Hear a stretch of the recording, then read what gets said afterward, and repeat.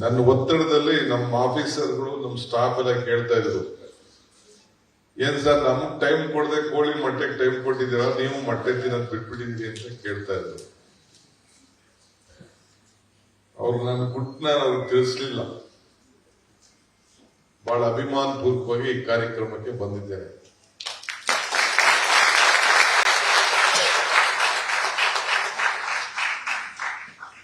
ರಾಗಿ ಮುದ್ದೆ ತಿನ್ನುವನು ಬೆಟ್ಟವನ್ನ ಕಿತ್ತಿ ಹಾಕ್ತಾನೆ ಅಂತ ಹಿಂದೆ ಹಿರಿಯರು ಹೇಳ್ತಾರೆ. ಜೋಳ ತಿಂದವನು ತೋಳದಂತ ಆಗ್ತಾನೆ ಅಂತ ಹೇಳ್ತಾರೆ. ಅದೇ ರೀತಿ ಮೊಟ್ಟೆ ತಿನ್ನುವನು ಕೂಡ ಜಟ್ಟಿ ಅಂತ ಆಗ್ತಾನೆ ಅಂತ ನಮ್ಮ ಹಿರಿಯರೆಲ್ಲ ಮಾತಾಡ್ತಾರೆ. ನಾನು PUC ಓದುವಾಗ ನನ್ನ ರಜದಲ್ಲಿ ಇದೇ ಕ್ಯಾಂಪಸ್ ನಲ್ಲಿ ಬಂದು 15 ದಿನ ಪೋಲ್ಟ್ರಿ ಟ್ರೈನಿಂಗ್ ಅನ್ನ ಪಡ್ಕೊಂಡಂತ ಇತಿಹಾಸ ಇದೆ. ಅದಾದ್ಮೇಲೆ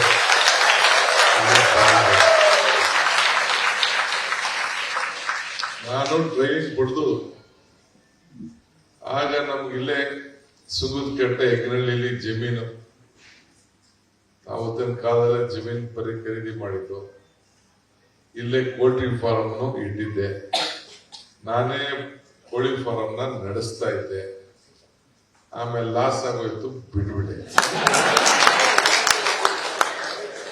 ಅದಾದ್ಮೇಲೆ ಸುಮ್ಮನೆ ಇರಾದೆ ನಮ್ಮ ಅಪ್ಪ ಅಮ್ಮ ಒಂದು 15 ವರ್ಷದಿಂದ ನಮ್ಮ ಊರಲ್ಲಿ ಕೂಡಳ್ಳಿ ಮನೆ ಪಕ್ಕ ಒಂದು 5-6 ಶೆಡ್ ಹಾಕಿದ್ರು.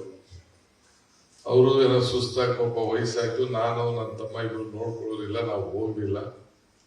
ಅವರು ಈಗ ಬಿಟ್ಬಿಟ್ರು, ಬಾಡಿಗೆ ಕೊಟ್ಬಿಟ್ರು, ಗೊತ್ತಿಲ್ಲ ನನಗೆ. ನಮ್ಮ ಊರು ಹುಡುಗರು ಹೇಳ್ಬೇಕು.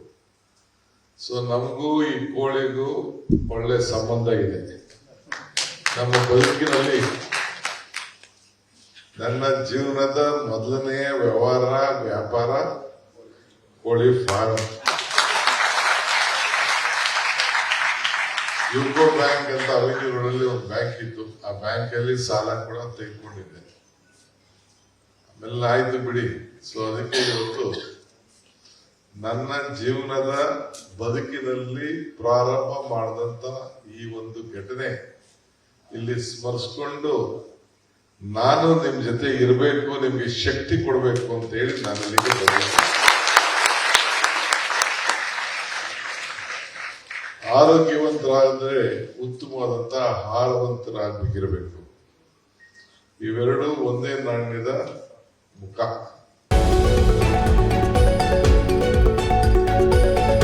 ಪ್ರತಿ ಕ್ಷಣದ ಸುದ್ದಿಗಳಿಗಾಗಿ ವಿಸ್ತಾರ ನ್ಯೂಸ್ ಆಪ್ ಡೌನ್ಲೋಡ್ ಮಾಡಿ. ವಿಸ್ತಾರ ನ್ಯೂಸ್, ನಿಖರ ಜನಪರ.